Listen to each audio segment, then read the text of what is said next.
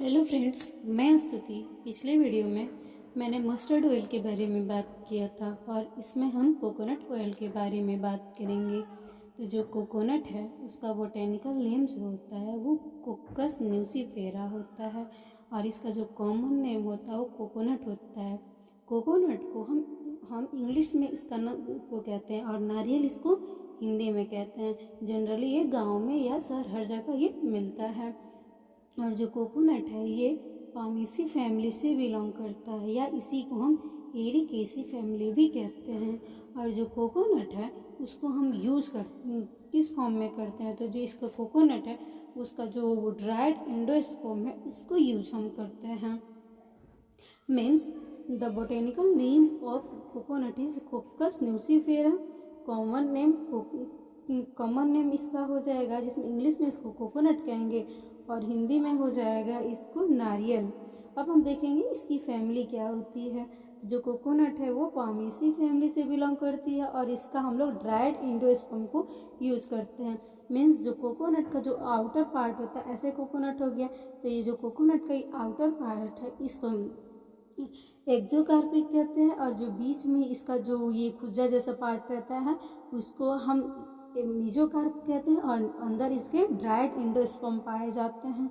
और जो ये बीच वाला पार्ट है इसको हम कपड़ा के भी नाम से जानते हैं। अब नेचर ऑफ प्लांट के बारे में हम जानेंगे कि इसका बॉटनी क्या है या नेचर ऑफ प्लांट क्या है। तो जो ये नारियल है ये अनब्रांच ट्री होता है और जो इसमें जो इसका पेड़ है उसके पेड़ पे ऐसे ऐसे इसका पेड़ होता है। जनरली हम बना के दिखाते हैं, ये जैसे नारियल का ये पेड़ है, इस पे लीफ स्कार्स से पाए जाते हैं और इसके टिप पे क्राउन ऑफ फॉलिएज लीफ पाए जाते हैं और ये पिनेटली कंपाउंड पे लीफ पाए जाते हैं। और जो main stem bear crown of green leaves, जो मैंने अभी बताया कि जो इसके टिप पे क्राउन ऑफ ग्रीन लीफ पाए जाते हैं। और जो लीफ होता है वो बहुत ही लंबा होता है और पिनेटली कंपाउंड होता है। पिनेटली कंपाउंड का सेंस ये हुआ मिडरिप की से आके ये छोटे छोटे पिन्नियों में टूटे हुए रहेंगे। और जो इसमें इन्फ्लोरेसेंस होता है वो इन्फ्लोरेसेंस उसमें स्पाइडेक्स इन्फ्लोरेसेंस पाए जाते हैं। अब हम अगला देखेंगे मोड ऑफ एक्सट्रैक्शन, कि इस नारियल से हम ऑयल को कैसे निकालते हैं।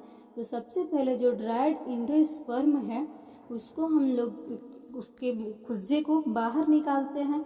फिर उसको मतलब पहले ही बता दें कि जो नारियल होता है उसमें 60 to 75% ऑयल होता है और ऑयल को निकालने के लिए जो डेहिस्ट फ्रूट होता है या एंडोस्पर्म होता है उसको रिमूव किया जाता है, उसके ऊपर का कपड़ा को और सुखा दिया जाता है। फिर उसको छोटे छोटे स्लाइस में काट के और स्टीम हीट किया जाता है। स्टीम हीट का मतलब उसको गर्म किया जाता है और क्रश किया जाता है। एक्सट्रैक्शन ऑफ ऑयल, ऑयल को निकालने के लिए इसको क्रश किया जाता है।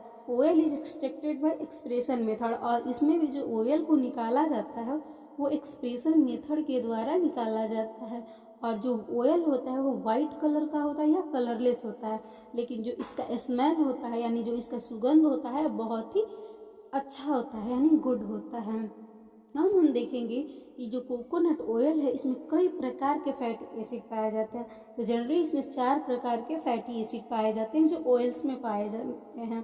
पहला लेरोइक एसिड, दूसरा स्टेरिक एसिड, तीसरा कैप्रिक एसिड और चौथा मिस्टेरिक एसिड। और इसका इकोनॉमिक यूजेस देखेंगे तो जो इसका रिफाइंड कोकोनट ऑयल है वो एडिबल मतलब खाने के लिए भी इसका यूज किया जाता है और कुकिंग पर्पजेस यानी भोजन बनाने में इसका यूज किया जाता है।